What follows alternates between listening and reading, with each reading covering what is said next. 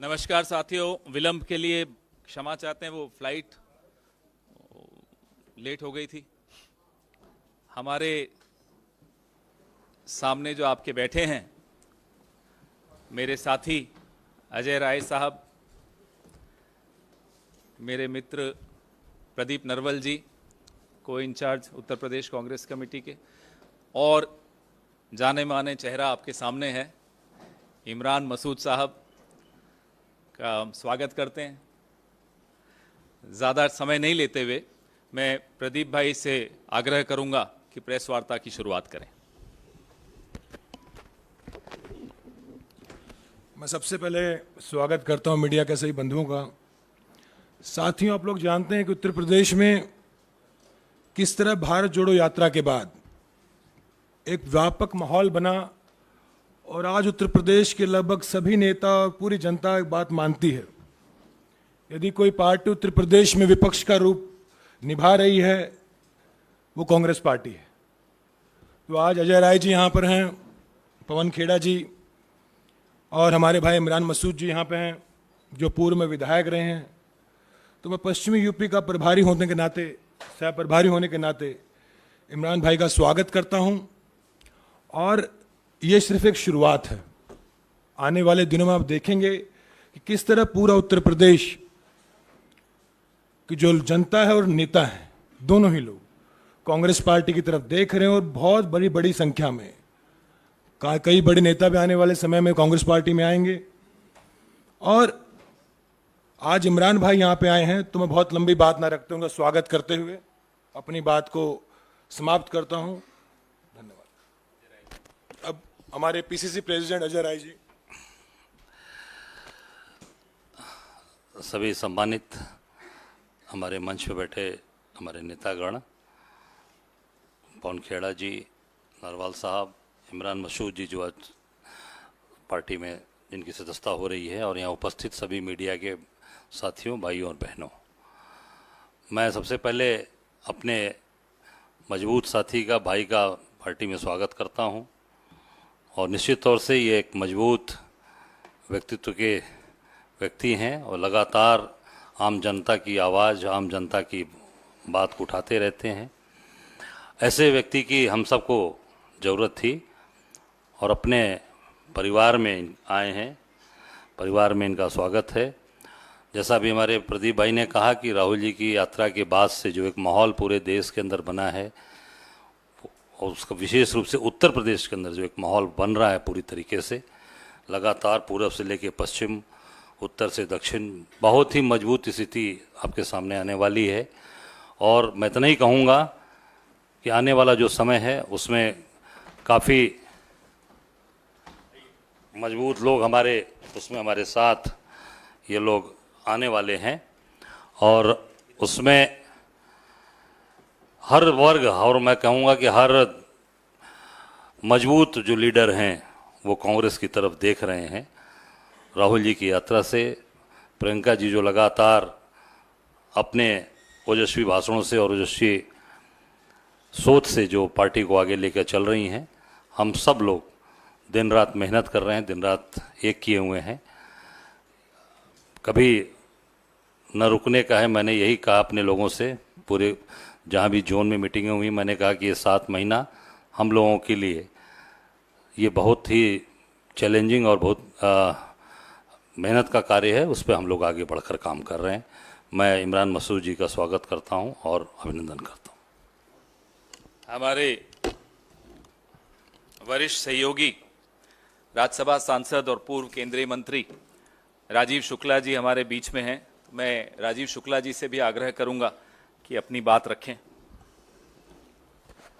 देखिए, कांग्रेस का कारवां बढ़ता चला जा रहा है और आपने देखा होगा कि पहले हिमाचल की जीत, फिर कर्नाटक की जीत, अब हम कम से कम 4 राज्य जीतने जा रहे हैं, जिनमें मध्य प्रदेश, छत्तीसगढ़, तेलंगाना और राजस्थान, जो रिपोर्ट जिस तरह की आ रही है। तो पूरे देश में 2-3 महीने बाद माहौल बदलने वाला है, और ऐसे में हम अपने उत्तर प्रदेश में भी संगठन को मजबूत करने के प्रयास कर रहे हैं। उस दिशा में आज इमरान मसूद जी की ज्वाइनिंग हो रही है, हम उनका स्वागत करते हैं और ये वैसे ही पुराने कांग्रेस के साथी हैं और उन्होंने बाहर जाके भी कहीं कुछ उल्टा सीधा नहीं बोला, हमसे अपने वो बात रही। तो इनकी जो है हम स्वागत करते हैं कि घर वापसी है इनकी और अब जुट के काम करेंगे। मैंने इनसे पूछा कि आगे का क्या है, बोले अब कब्र में जाने तक सिर्फ कांग्रेस में ही रहेंगे। हाँ? तो ये अच्छी बात है, अच्छा जज्बा, अच्छी भावना है, हम इसका स्वागत करते हैं। और बाकी तो आपको हमारे प्रदेश अध्यक्ष ने सारा विस्तार से बताया। और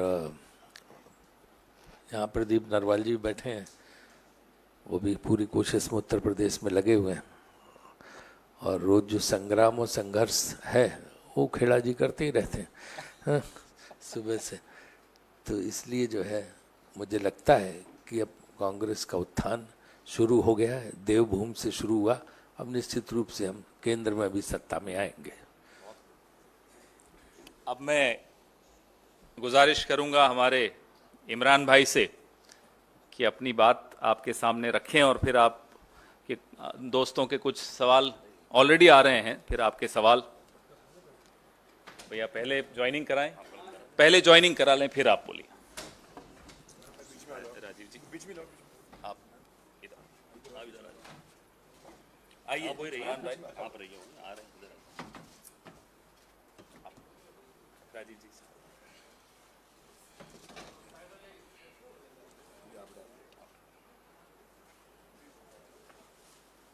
बहुत खूब, स्वागत। शुक्रिया, शुक्रिया, शुक्रिया।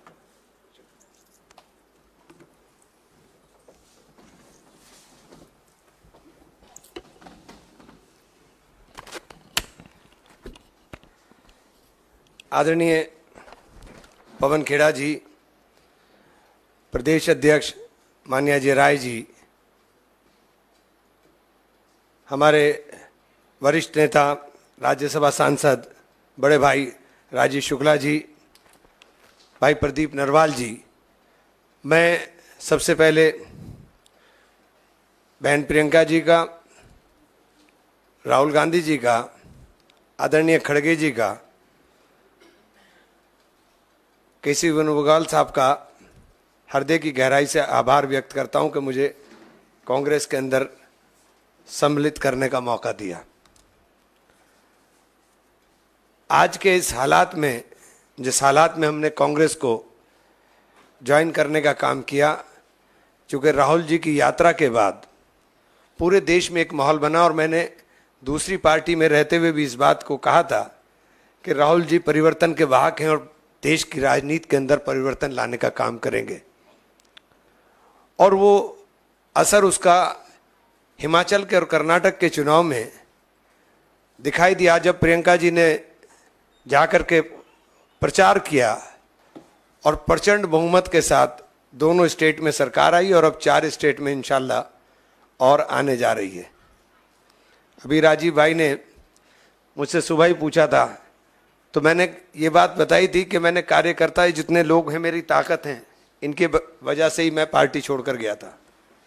और मैंने मीटिंग बुला करके अपने सब लोगों को, 8-10 हज़ार आदमी था सहारनपुर में, पूछा था कि आप लोगों ने मेरा जो पेंडुलम बना दिया, अब बताओ मैं क्या करूं। अब आप कह रहे हो कि मैं कांग्रेस में चला जाऊं, लेकिन मैं चला तो जाऊंगा, लेकिन एक वादा आपसे लेना चाहता हूं कि अब मेरे साथ कोई आप जुल्म ना करना, चूँकि अब मैं मानूंगा नहीं और ये तय है कि अगर अब कांग्रेस में जाऊंगा तो फिर कब्र तक कांग्रेस के अंदर रहूंगा। तो ये वादा लेकर के, ये बात मैंने आपको सुबह बताई थी, तो ये वादा लेकर के हम लोग आए थे। चूँकि जब मैं कांग्रेस छोड़ के गया, मैं तब भी कांग्रेस छोड़कर जाना नहीं चाहता था।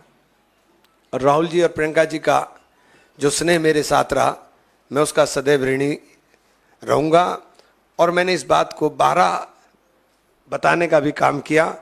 आज कांग्रेस के अंदर सम्मिलित होने पर मैं हृदय की गहराई से फिर धन्यवाद करना चाहता हूं। ख़ास तौर से मैं प्रियंका जी से भी, मैंने, क्योंकि अभी तक मेरी मुलाकात नहीं हुई, जिस दिन मुलाकात होगी तो शर्मिंदगी के साथ माफ़ी भी मांगूंगा, क्योंकि उनके साथ मैंने गलत किया था और शायद उनकी जगह मैं होता तो माफ़ भी ना करता किसी को। बहुत मुश्किल होता है जब आप किसी पर बहुत यकीन करो और वो बीच में छोड़कर चला जाए। तो इसलिए मैं बहुत बहुत धन्यवाद, बहुत बहुत शुक्रिया। अब आपके सवाल।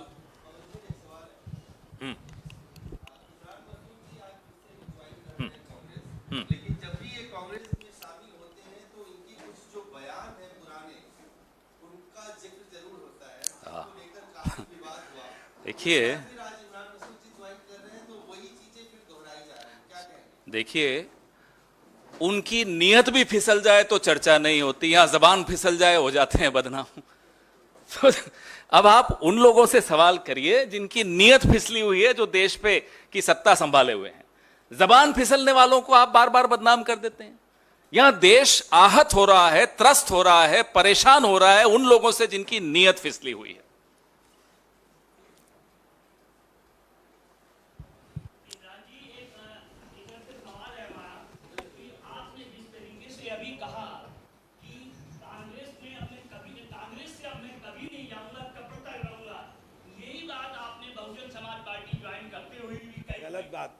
गलत बात कह रहे हैं, गलत बात कह रहे हैं। ऐसी बात मत कहिए जो मैंने नहीं कही।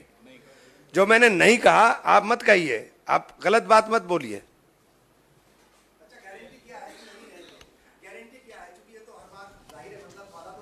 मैंने ना ना ना ना ना ना ना नहीं, तुम मुझे जानते हो बहुत अच्छे से, ये बात आप नहीं बोल सकते हो। मैं जो बोल रहा हूं उसका वजन है, मैं हवा में नहीं बोलता हूं। मैं जो बोल रहा हूं उसका वजन है, जो मैंने कहा है उसके ऊपर हमेशा कायम रहता हूं। मैंने राहुल जी और प्रियंका जी के लिए जो बोला था उस पर दूसरी पार्टियों में जाने के बाद भी कायम रहा। इमरान भाई जी, कांग्रेस तो आपका घर है। 2019 के चुनाव में राहुल गांधी जी और आप सर्वाधिक वोट पाने वाले उम्मीदवार थे, चुनाव हार गए थे। इस बार सहारनपुर से चुनाव लड़ेंगे आप कांग्रेस की ये टिकट निर्णय पे? तो पार्टी का है साहब, इसमें तो मेरा कोई इख्तियार नहीं है। अध्यक्ष जी बैठे हुए हैं मंच पे। तो ये निर्णय पार्टी का है।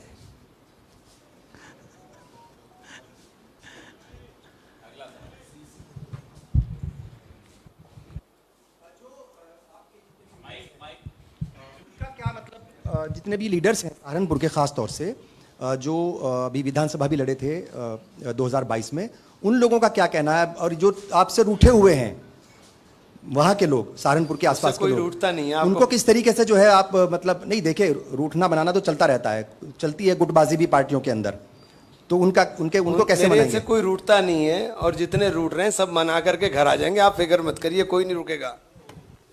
नहीं, ये ऑर्गेनाइजेशन की बात आपने पूछी है, उसमें कोई दिक्कत नहीं है। वो सारी चीज़ों को हम लोग ठीक कर लेंगे। जो भी ऐसी बातें आएंगी वो हम लोग निश्चित तौर से, परिवार का मामला है, उसको ठीक कर लेंगे और सबकी सहमति से फैसला है। जो भी उसमें और भी चीज़ें हैं उसको हम आपस में, परिवार का मामला है, ठीक कर लेंगे। हेलो, मेरा सवाल है इमरान जी इधर। मोहित, मेरा सवाल ये है कि पहले आप कांग्रेस में थे, कांग्रेस के बाद आप समाजवादी पार्टी गए, समाजवादी पार्टी के बाद बहुजन समाज पार्टी गए।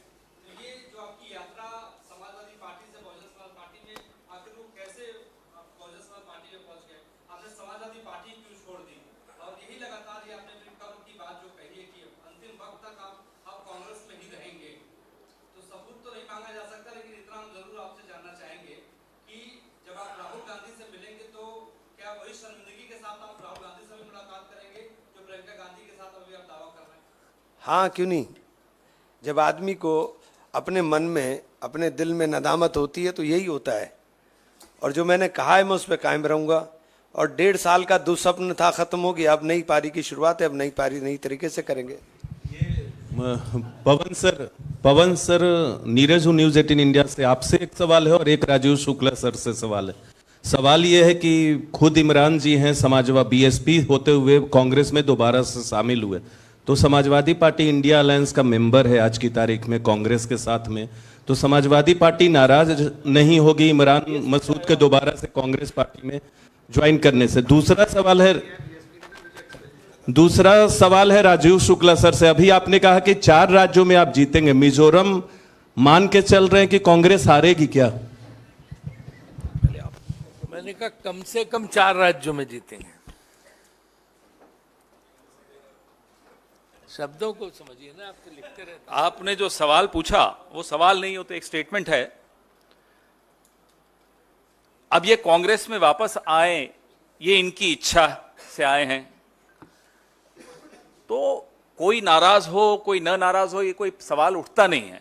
ये जिस पार्टी से आए हैं वो पार्टी हमारे अलायंस का हिस्सा तो है नहीं, बसपा तो आप जिस पार्टी के बारे में आप बात कर रहे हैं वो हमारे अलायंस का हिस्सा नहीं, ये बसपा से आए हैं। तो फिर वो तो पहले छोड़ के चले गए थे,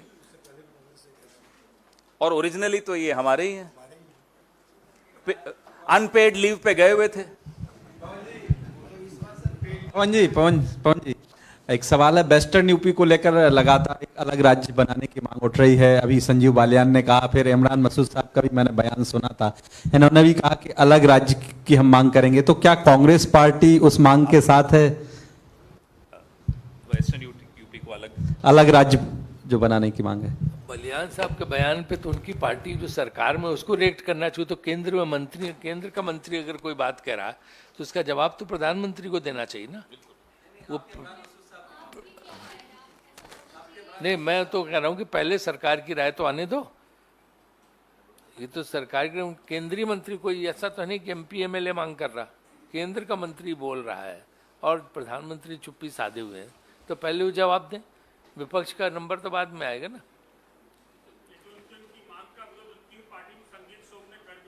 वही मैं आपको कह रहा हूँ कि पहले जब उन्हीं की पार्टी को रिस्पांस नहीं दे रही, उनकी सरकार केंद्र में और प्रदेश में भी।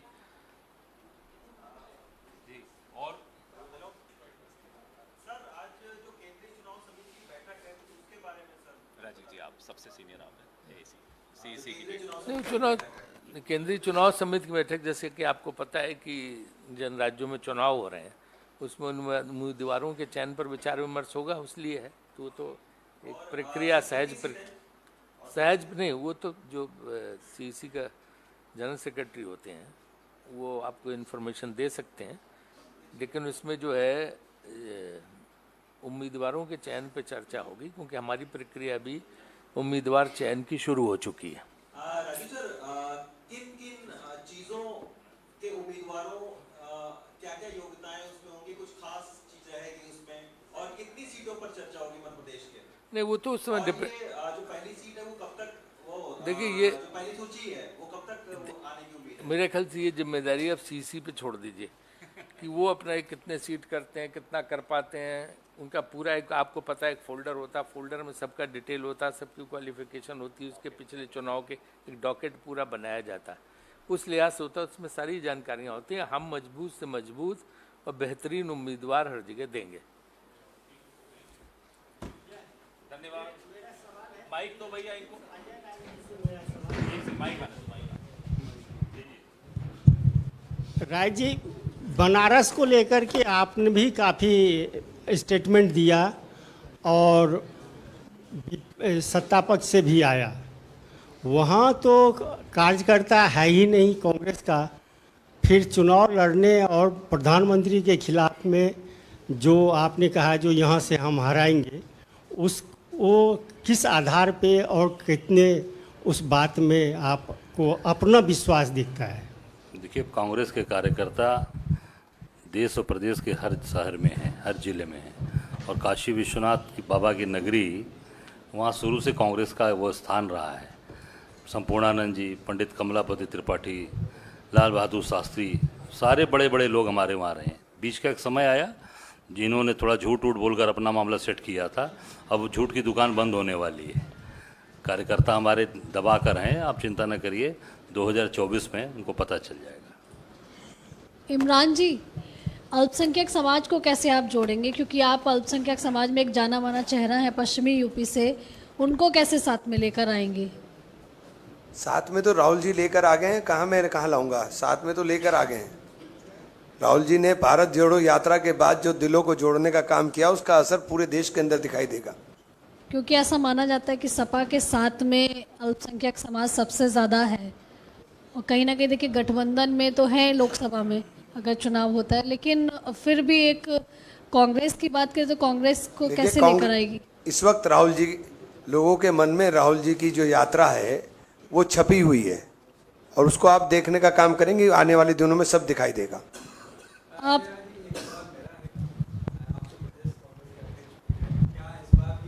उसी इसी सीट से अमेठी से राहुल गांधी को चुनाव लड़वाने की तैयारी पार्टी कर रही है। देखिए, आप लगातार अमेठी को देख रहे होंगे और वहाँ की जनमानस, वहाँ के लोग बहुत ही परेशान हैं। आम जनता की आवाज़ है।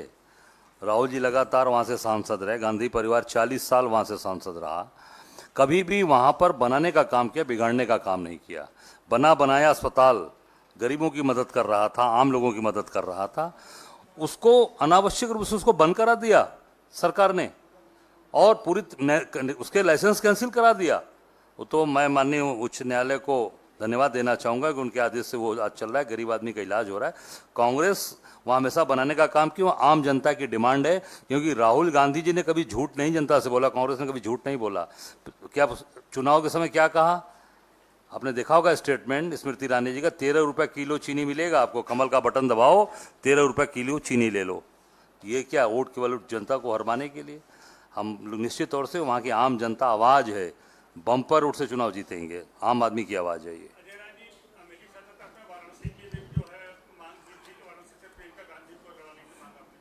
नहीं, मैंने मांग नहीं किया था, वहाँ की जनता की आवाज़ है कि जनता अगर वहाँ की आवाज़ देगी, आवाज़ वहाँ से चाहेगी तो निश्चित तौर से उस पर विचार करेंगे प्रियंका जी के नाम पर।